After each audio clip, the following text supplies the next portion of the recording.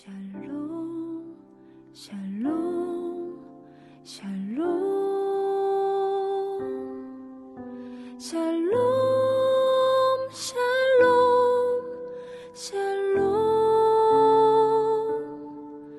내니 두려워 말아라. 나의 아들, 나의 딸아. 안심하라. 샬롬, 샬롬, 샬롬, 샬롬, 샬롬, 샬롬. 나의 평안을 주노라. 세상과는 다른 평안. 두려워 마라. 샬롬.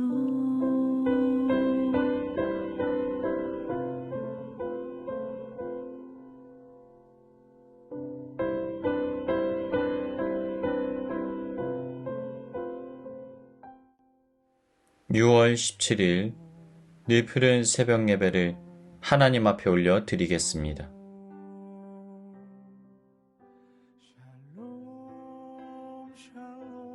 사무엘하 6장의 말씀을 가지고 하나님의 은혜를 나누겠습니다. 다윗은 왕이 되고 난 이후에 겸손하게 자신의 연약함을 하나님 앞에 인정합니다. 한 나라를 다스리고 통치한다라는 것이 얼마나 무거운 책무와 짐이 되었을까요? 그는 하나님 앞에서 자신의 능력과 힘만으로는 자신에게 주어진 사명을 감당할 수 없다는 사실을 인정합니다. 그리고 오직 하나님의 도움이 필요하다라는 것을 절실하게 고백하고 있습니다. 이제 다윗은 잃어버린 이스라엘의 신앙과 믿음을 회복하기 위하여서 예배를 다시 회복하기 위하여 언약궤를 예루살렘 성으로 옮기는 일을 추진합니다. 예배를 통하여 하나님을 만남으로 이스라엘 땅이 하나님의 통치와 다스림 누리기를 간절히 사모했던 것입니다. 과거 이스라엘 백성들은 하나님 중심의 신앙, 언약궤 중심의 신앙을 갖고 있었습니다. 광야를 행진할 때 이 언약궤를 제일 앞에 세우고 그들은 뒤따릅니다. 이 의미는 이스라엘 백성들이 하나님만을 따른다는 의미를 담고 있습니다. 그리고 행진이 멈추게 되면 언약궤가 진영의 중앙에 위치하도록 하였습니다. 오직 하나님만을 삶의 중심으로 모시고 살아가겠노라는 의미가 담겨져 있는 것입니다. 그런데 지금까지 언약궤가 어디에 놓여 있습니까? 과거 잘못된 지도자 홈리와 비느하스로 인하여서 하나님께 불순종하고 범죄했던 이스라엘 백성들이 블레셋과의 싸움에서 패배하여 언약궤를 뺏겼던 일이 있었습니다. 다행히 이 언약궤를 되찾았지만 이후 20년 이상이나 기럇 여아림이라는 지역에 언약궤가 그대로 방치되어 있었습니다. 그런데 이러한 하나님의 임재를 상징하는 언약궤가 이스라엘 중심부 예루살렘으로 다시 되돌아온다라는 것은 이스라엘 백성과 다윗이 하나님의 말씀과 그 뜻대로 순종하며 살아가겠다라는 믿음의 고백이 담겨져 있는 것입니다. 그런데 이 언약궤를 옮기는 과정 중에 누구도 예상하지 못했던 사건이 발생하고 말았습니다. 다윗과 그의 사람들이 언약궤를 옮기기 시작합니다. 그런데 어느 순간 수레를 끌던 소들이 갑자기 날뛰기 시작합니다. 뒤에 매여 있던 수레가 크게 흔들리면서 실려있던 언약궤가 균형을 잃고 바닥에 쓰러지려 하는 상황이 발생하게 됩니다. 하나님의 성물인 언약궤가 부서지는 것 정말 큰일이 아닐까요? 이 다급한 상황 속에서 언약궤 곁을 지키고 있던 우사라는 인물이 언약궤를 손으로 붙잡습니다. 그런데 그가 언약궤에 손을 대는 순간 마치 전원이 방전된 것처럼 생명이 끊어져 죽고 말았던 것입니다. 이를 지켜보던 곁에 있던 사람들은 순식간에 혼란에 빠지고 맙니다.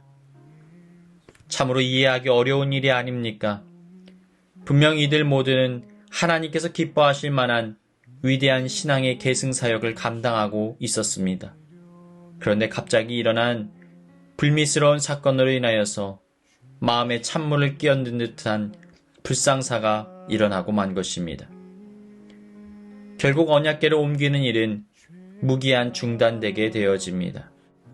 이 사건으로 인하여 다윗의 얼굴은 빨갛게 달아오릅니다. 8절 말씀을 살펴보면 다윗이 분하게 여겼다라는 내용을 통하여서 다윗의 감정이 매우 격하게 고조되어 있었음을 발견합니다. 아마 다윗도 도무지 이해할 수가 없었을 것입니다. 하나님께서 도대체 나한테 왜 이러시는 것이지? 나는 단지 하나님을 향한 신실한 마음을 가지고 믿음을 회복시키려 했던 것뿐인데. 억울함과 분한 마음을 가지고 자신이 계획했던 신앙 회복 프로젝트를 중단하기에 이릅니다. 그리고 모였던 3만 명의 사람들도 해산시킵니다. 다윗은 자신의 처소로 되돌아갑니다. 그리고 3개월이라는 침묵의 시간이 흘러갑니다.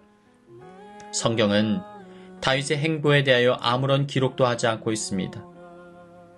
아마 다윗은 이해할 수 없는 이 사건을 놓고 3개월의 시간 동안 자숙의 시간을 가졌을 것입니다. 하나님의 뜻을 여쭈어 보기 시작합니다. 하나님의 말씀 속에서 무엇이 문제 있는지를 스스로를 진단해 봅니다.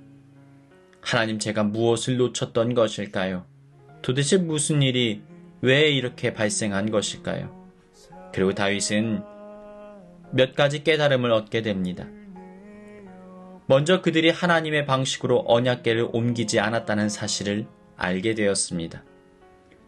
구약의 말씀을 살펴보니까 언약궤를 옮기는 방법이 따로 상세하게 기록되어 있습니다. 제사장들이 손으로 들어서 어깨에 메어 옮겨야 한다라는 것입니다. 그런데 다윗과 이스라엘 백성들은 과거 블레셋 사람들이 사용하던 방법대로 수레에 싣고 언약궤를 옮겼던 것입니다. 물론 그것은 실용적이고 효율적일지 모릅니다. 그러나 하나님의 방식이 아니었던 것입니다. 교회 안에서도 우리의 삶의 자리 안에서도 이러한 문제가 자리할 때가 있습니다. 하나님께서 원하지 않는 방식과 형식으로 살아갑니다. 하나님께서 원하지 않는 방식으로 우리는 때로는 신앙생활할 때가 있습니다. 세상의 방식대로, 나의 편리함에 준한 방식대로 하나님을 예배합니다. 그런데 그것은 결코 하나님께서 기뻐하시는 일이 아닙니다. 사랑하는 여러분, 여러분의 신앙생활을 한번 점검해 보십시오. 내 생각과 내 방식대로 살아가는 것이 아니라 신앙생활은 하나님의 방식대로, 하나님의 뜻대로 살아가는 것을 말합니다. 그러한 모습을 회복하시길 주님의 이름으로 축복합니다. 두 번째로, 하나님을 익숙하게 섬기는 데서부터 나오는 교만한 마음을 버릴 수 있어야 합니다. 오늘 본문을 살펴보면 언약궤를 옮기는데 특별히 등장하는 두 인물이 있습니다. 그들의 이름은 우사와 아효입니다. 이들의 집안은 대대로 그들의 조상 아비나답 때부터 하나님의 언약궤를 지켜왔습니다. 그러니까 사사 사무엘의 시대부터 사울 왕과 다윗 왕에 이르기까지 무려 70년의 시간 동안 이들이 언약궤를 돌보아 왔던 것입니다. 그러다 보니 이들 안에는 하나님의 언약궤를 다루는 데 있어서 하나님을 향한 두려움보다는 서서히 익숙함이 자리하고 있었습니다. 그런데 다윗 왕에 의하여서 언약궤를 옮기는 작업이 시작됩니다. 사람들이 하나님의 임재를 상징하는 언약궤 다루는 것을 조심스러워하고 어려워할 때마다 그들의 마음 가운데는 도리어 우월감이 싹트기 시작합니다. 그래서 오늘 본문을 자세히 살펴보면 우사와 아유가 마치 자신들이 언약궤의 보호자인 것인 양 언약궤 곁에서 의기양양하게 그 행렬에 가담하고 있는 것을 발견할 수가 있습니다. 그러다가 갑작스러운 사건이 발생합니다. 나곤의 타작마당에 이르게 되자 소들이 날뛰기 시작했던 것입니다. 수레가 균형을 잃고 크게 흔들리게 되자 우사는 무의식적으로 하나님의 거룩한 언약궤에 덥석 손을 얹게 됩니다. 하나님을 마치 자신의 것인 양 당연하게 그분을 통제하고 관리하고 책임지려는 생각이 몸으로 드러나게 됐던 것입니다. 결국 하나님 앞에서 교만했던 그는 어떻게 되었습니까? 성경의 말씀대로 그는 결국 죽음을 피할 수 없게 되었습니다. 사랑하는 여러분, 우리 안에도 이러한 베레스 우사가 있지는 않습니까? 혹시 우리 안에는 오랜 신앙생활로 인하여서 하나님을 따르는데 익숙함과 안일함에 젖어 있지는 않습니까? 교만한 마음을 가지고 있지는 않습니까? 예배에 익숙함에 빠져서 하나님을 경외하고 사모하는 마음을 잃어버리고 있지는 않습니까? 교회에 익숙하게 몸담고 있다 보니까 이 교회 공동체가 주님의 핏값으로 세우신 아름다운 공동체라는 사실을 잊고 두려움과 떨림의 마음을 잃어버린 채 살아가고 있지는 않습니까? 사랑하는 여러분, 이제는 우리의 익숙함에 속아 하나님을 경홀히 여기는 우리의 교만한 마음을 내려놓아야 합니다.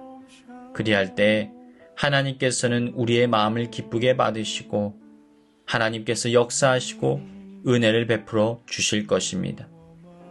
그러한 복된 은혜가 우리의 삶의 자리에 넘쳐나시길 주님의 이름으로 축원합니다.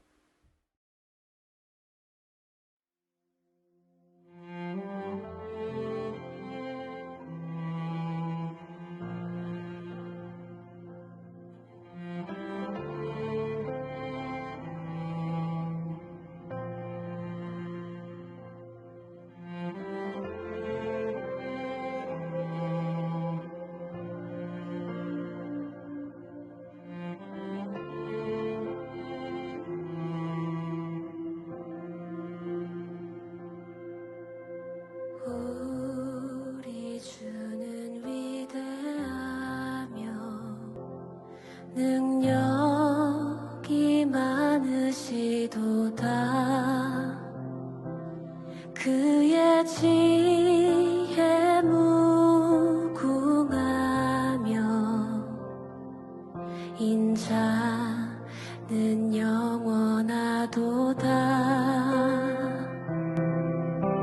상한 자들 고치시며 상처를 싸매시도다. 별들의 수를 세시며 이름을 붙이셨도다. 그가 구름으로 하늘을 덮으시며 땅을 위하여 비 준비하시니